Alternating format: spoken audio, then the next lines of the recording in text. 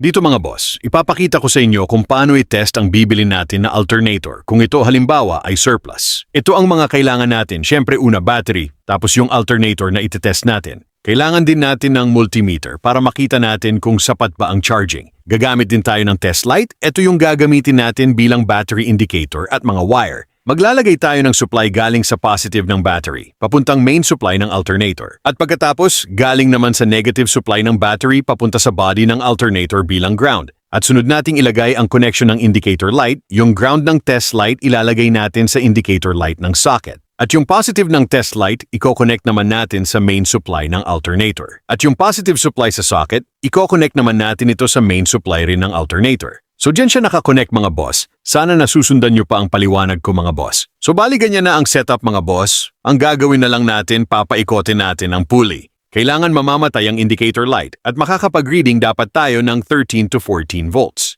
So paano? Sana may natutunan ka sa video ko na ito. So paano yun lang, peace out.